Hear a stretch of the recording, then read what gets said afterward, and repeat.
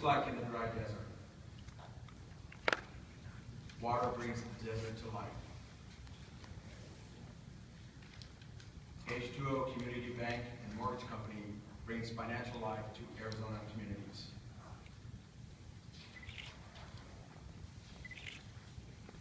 H2O Community Bank and Mortgage Company was established in 1963. It's headquartered in Tucson, Arizona, and started real estate lending in 2002. In 2013, we had $400 million in loan origination volume and $100 million in net worth. My name is Don Blake. I'm the Chief Information and Chief Information Security Officer. My esteemed colleague, Greg Eden, will present how we originate loans, our current and future markets, and our product offering. Our Chief Executive Officer, Armando Zamora, will present our secondary marketing strategy. Our Chief Financial Officer, Jason Shepard, will present servicing and financial impacts, our growth plan, and our GSE relationships. Our Chief Compliance Officer, Lisa Rogers, will present how we mitigate risk and current and future political climate. Thank you, Don. H2O is very active within the communities that we work and live. We enjoy the brand recognition and the trust from the consumer. We maintain a retail-only mortgage origination platform. Our structure supports 2 levels of mortgage loan originators, in-house and feet on the street. These 2 levels provide the ability for H2O to meet the needs of our clients, as well as utilize the flexibilities in locations and labor pools. All members of the H2O loan production team, from application to post-closing, are H2O employees. This provides an environment where we are able to control adherence of all applicable lending guidelines and regulations. The state of Arizona has recognized significant and positive population growth since World War II. Based on the favorable climate, business conditions, and housing factors, the population is expected to continue growing through movement of young families, corporate relocations, as well as retirement-minded individuals. We currently have retail locations in Phoenix, Tucson, and Yuma. Our growth plan supports 14 retail locations within the next 5 years. The strategic partnership we formed with Walmart will enable us to provide retail locations within their stores. This will place H2O staff in front of all of their customers in locations where Walmart may be the only retail store for 100 miles. H2O residential loans can be divided into 2 categories: those that are sellable into the secondary market and specialty products. While we maintain the ability to portfolio loans in either category, the current plan is to maintain liquidity by only retaining the servicing on those loans that we sell into the secondary market, which are conventional FHA, VA, and USDA. The specialty loan products are comprised of our home equity and jumbo loans. We have the capacity portfolio, but stay active in the secondary market in the jumbo loans when in. I can hand it over to Armando. Thank you, Greg. So as we look at H2O's evolution from a secondary market perspective, as Don mentioned, we began our mortgage lending back in 2002. As you can imagine, obviously, being a community bank, we had an incredibly small footprint. So as we began our entrance into the marketplace, we were obviously selling loans on a best efforts basis. And we were also selling the servicing release to make sure that we got the most income at the point of sale. Although being a depository, we were dependent upon a warehouse line initially to go in and fund our loans. As we began to expand our footprint, we needed to decide what was going to make us different from our competitors. And so we created what we call the H2O experience. And this is what sets us apart from our competitors. It is our calling card. Not only does it allow us to ensure that we provide the best possible service to all of our customers, but the experience also is provided to everyone that we have a relationship with, whether it's a builder or a vendor. Given the fact that we were focusing on an emerging marketplace, we wanted to expand our product set and our investor relationships to ensure that we provided the types of loans that the emerging markets were looking to get.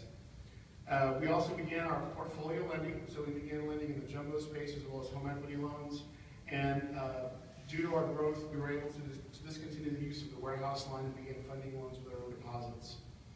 In our current state, we're trying to keep things simple, which obviously is critical. We have migrated from a servicing release to a servicing retained model. So we have a subservicing private label agreement with Provident Funding to service all of our loans, and we're transitioning to a mandatory delivery mode. This obviously allows us a lot more flexibility from the delivery perspective. We can sell via direct trade, sign of trade, and also pull in MBSs. And we're also leveraging the strategic partnerships that we have with Walmart as well as with builders throughout the state of Arizona to ensure that we can take advantage of the upcoming purchase market. As we begin to look forward, the one thing that we want to do is become the community lender of choice, which obviously doesn't mean that we're necessarily going to be the biggest, but we want to be the best. So what does that mean to us? We obviously, in our current environment, we have to aggressively manage risk, compliance risk, regulatory risk, credit risk, and so on. We will be and will continue to be a QM compliant bank, and we also need to manage our products to market appetite. So as our regulatory environment changes, we need to be able to adjust our product set to ensure that the loans and products that we're offering to our consumers, we have the ability to deliver in the secondary market. And lastly, as we all know, there is a lot of movement around the departure of the GSEs or the agencies from the secondary marketplace. So although we have our relationships with the agencies at this particular point in time, we want to make sure that we properly manage our investor mix so as they begin to egress from the marketplace that we have the ability to modify our delivery strategy and ensure that we can provide the loans to our customers. And at this point in time, I'll turn it over to Jason to talk about servicing. Thank you, Armando. So as H2O has grown and continue to grow, we have moved away from a solely service release strategy to one more focused on retention. As a community bank, we want to ensure our members stay with us and utilize us for all their financial needs.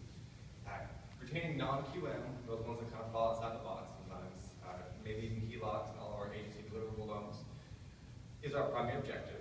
Jumbos could be released as needed to ensure continued liquidity while still serving the needs of our community. We feel that a mix of the two models allows for more flexibility for the bank as well as our members. Cash flows were initially considered as part of the decision to transition from one model to another. And we looked at the comparison to SRP spread versus a 12-month service intake on an income. We looked at roughly a $1,000 loan, which you could pay on SRP about roughly $1,000 versus you could assume, given the rent rates and stuff, about $3,000 annually in servicing income. So when you put the two together, you really see the benefit of servicing, retaining, and getting that cash in hand. All of our portfolio loans, bank-owned, non-QM, the HELOCs, kickbacks, and the purchases would present continued interest income even when subserviced. And given the size and scope of our operations, we do feel it necessary to engage a subservicer for multiple reasons. One, to kind of spur the costs that are associated with the servicing technology as well as the additional employment costs.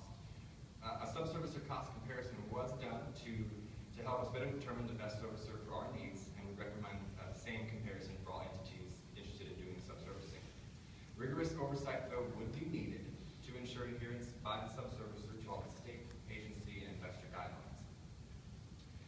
So GSEs play a vital role in supporting community banks, and their presence ensures H2O can lend at its current and projected levels without paying deposits for a prolonged period of time.